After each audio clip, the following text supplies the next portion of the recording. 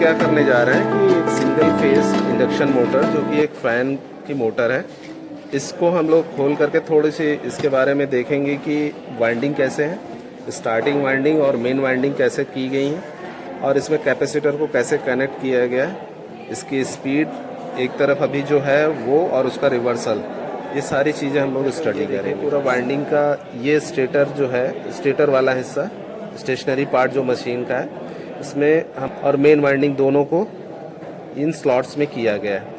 और उसके जो एंड वायर हैं, 3 वायर जो निकल करके आ रहे हैं, जिसको कि हम चाहें तो इस फिगर से भी समझ सकते हैं। वो 3 वायर होंगे, एक वायर ये और दूसरा वायर ये, और इनको हमने नाम भी दिया हुआ है क्योंकि इन्होंने 3 वायर में कलर कोडिंग इस तरह से की है, ब्लू, येलो और रेड। तो हमने यहाँ पे दिखाया है कि रेड वाला वायर है वो मेन वाइंडिंग का है, और जो ब्लू वायर है और येलो वायर ये स्टार्टिंग वाइंडिंग का है।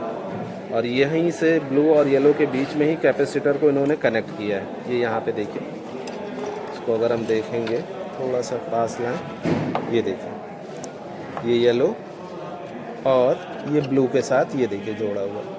तो अगर हम इस सर्किट डायग्राम से देखेंगे तो यहाँ पे हमें दिखेगा कि जो कैपेसिटर को हमने जोड़ा है स्टार्टिंग वाइंडिंग के बीच में इस तरह से जोड़ा है कि वो सीरीज़ में आ जाए, स्टार्टिंग वाइंडिंग के सीरीज़ में जुड़ जाए। और वो हमने इस तरह से ब्लू के साथ एक सिरा इसका कैपेसिटर का हमने ब्लू के साथ जोड़ा हुआ है और एक येलो के साथ जोड़ा हुआ है। इस तरह से ये पूरा जोड़ करके एक सर्किट बना रहा है और कैपेसिटर भी हो रही है। इसका जो दूसरा पार्ट है वो है रोटर। ये रोटर जो है वो अलग सेपरेट है, बिल्कुल स्क्वायरल केज रोटर होता है। सिंपली नॉर्मली हमारे सिंगल फेज में ज़्यादातर वही इस्तेमाल किया जाता है, वो इस तरह से इसमें पड़ा हो, उसका इन सब चीज़ों से अभी कोई कनेक्शन नहीं है। और ये देखिए अब पूरी तरह से ये बंद हो गई। अब इसे हम वापस चला करके दिखाते हैं। चला करके ये देखेंगे कि कैपेसिटर लगा हुआ है स्टार्टिंग वाइंडिंग में, जैसा कि हमारे सर्किट में दिख रहा है, उसी तरह से कनेक्ट है। अब इसका स्विच ऑन करते हैं, तो स्विच ऑन करके ये हमारी मशीन चल रही है, ठीक है। तो ये मशीन फंक्शनल हो गई। अब इसके पहले देखना चाहेंगे तो इस सर्किट के हिसाब से देखें तो इस तरह से हो सकता है कि हमारे पास क्या है कि या तो इस करंट की डायरेक्शन बदल दें, तो हम ये कनेक्शन हम ऐसे कर दें कि current flow direction starting winding में इस तरफ से होने लगे। तो क्या किया जा सकता है कि कैपेसिटर में जो कनेक्शंस है यहाँ पे दिख रहा है ना, तो कैपेसिटर जो कनेक्ट है, ये ब्लू वाला वायर यहाँ येलो की जगह जोड़ दें और येलो वाला ब्लू में, तो कनेक्शन पलट जाएगा। आप देख रहे हैं ये येलो यहाँ जुड़ जाएगा और ये जो ब्लू वाला है वो यहाँ जुड़ जाएगा। तो इससे क्या होगा, करंट की जो डायरेक्शन है स्टार्टिंग वाइंडिंग में वो रिवर्स हो जाएगी। रिवर्स होने की वजह से जो फ्लक्स है रोटर को मिलने वाला वो भी पलट जाएगा, रिवर्स हो जाएगा। तो हमारा जो फैन का रोटेशन है वो भी बदल जाएगा। हम इसे अभी करके देख सकते हैं। तो देखिए कैसे ऑन करें।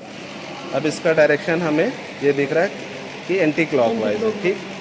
अब इसे बंद कर देते हैं और कनेक्शन बदल करके देखते हैं। कैपेसिटर वाले कनेक्शंस को हम बदल देंगे। अब कैपेसिटर के जब कनेक्शंस बदलेंगे तो क्या कर रहे होंगे, ये जो येलो में जुड़ा हुआ है उसे ब्लू वाले इधर कनेक्ट करेंगे और इसको उधर लेके चले जाएंगे। तो इस कनेक्शन को देखिए, अब हम इसे बदल देते हैं।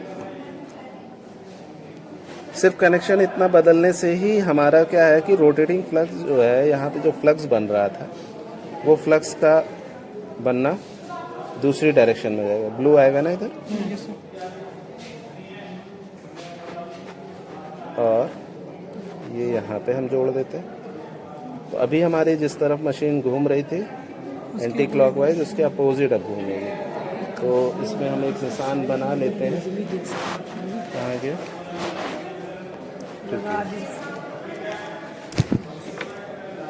अब इसे क्लॉकवाइज घूमना चाहिए, ठीक है। तो अब देखिए राइट, क्लॉक बदल गया, घूमने के पूरा स्पीड भी बदल, मतलब आप क्या कर रहे हैं, केवल रिवर्सल कर रहे हैं। तो रिवर्सल इट्स वेरी इजी, बहुत आसानी से कर सकते हैं। सिर्फ क्या करके इसके वायर बदल करके, स्टार्टिंग वाइंडिंग के वायर को इंटरचेंज करके, ठीक।